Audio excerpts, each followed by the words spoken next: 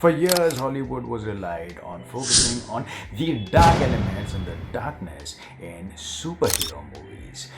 Movies relied on being grounded in absolute reality in the sense that if a certain individual had that power or if a certain individual donned that cape, how it would look in real life. But that's all changing.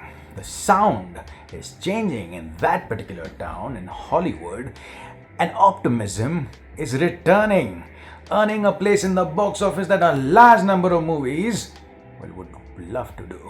There is a new atmosphere that is returning. You wouldn't call it absolutely new. There are cycles in any movie industry.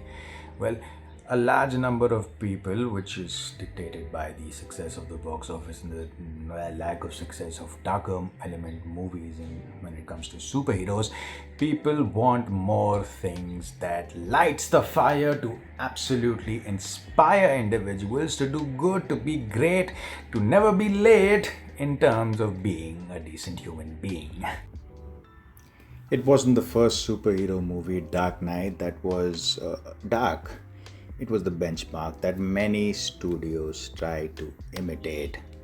It proved that superhero movies could be serious. That's what the influence was so significant, or that's why the influence was so significant. Because before 2008, a large number of people, and the consensus was that these particular movies were absolutely popcorn entertainment. But The Dark Knight came along. Then you let Dent take your place. Even to a guy like me, that's cold. The Dark Knight absolutely came along and changed the station. It could also be crime drama, psychological thrillers, and moral examinations. Studios, though, learnt a lesson that was a bit too far. The film Dark Knight succeeded because of great writing, moral dilemmas that were absolutely complex, characters that were memorable, and emotional stakes. But a large number of studios, they reduced that to color grading, dark color grading. Heroes that are grim, constant seriousness, humor that is non-existent, well, at least less of it, and realism for its own sake. Hope became a little unfashionable. Optimism was often dismissed as naive. The expectation shifted towards heroes who struggled with cynicism, guilt, or distrust. Now, here's why things are sort of changing.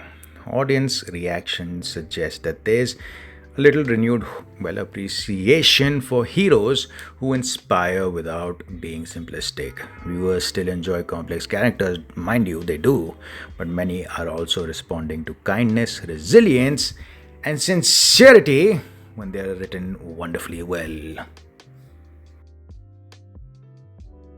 Leaving aside the current Supergirl, Superman was pretty decent, did decently well, I assume, and a lot of people said it was extremely profitable and critically wonderfully acclaimed, like on the positive side. I know there are many mixed reactions, but there was more of the traction of negativity when, the Snyderverse was alive. But, Superman, they or that particular team that made the movie, James Gunn, the director, who were led by him, they instilled hope. They showed that a movie of hope, kindness, with Superman in it, can do great numbers, can be critically well received on the more of the positive side. That also changed the trajectory, leaving aside Supergirl that wasn't or didn't meet, a great fate. Movie that is coming out of Spider-Man Brand New Day, it can be viewed as a part of a broader shift towards a more hopeful, emotionally sincere kind of superhero story. What makes Spider-Man compelling isn't that life is easy for this individual, it's that he keeps choosing to help people despite repeated setbacks.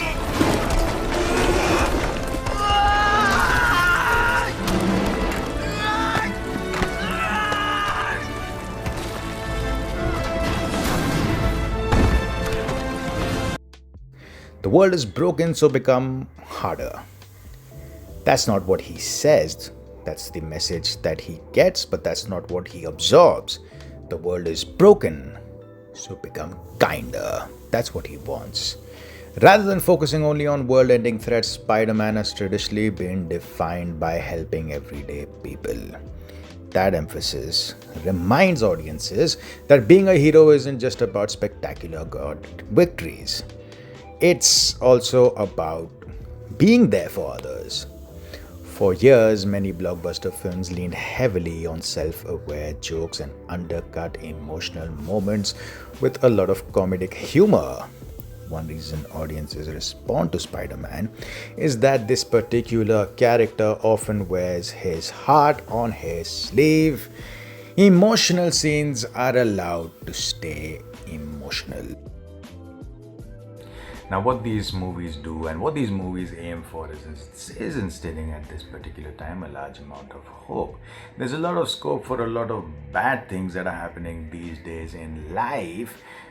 A large number of times we are coming close to World War III, which is making all of us pee in our pants, if I may say.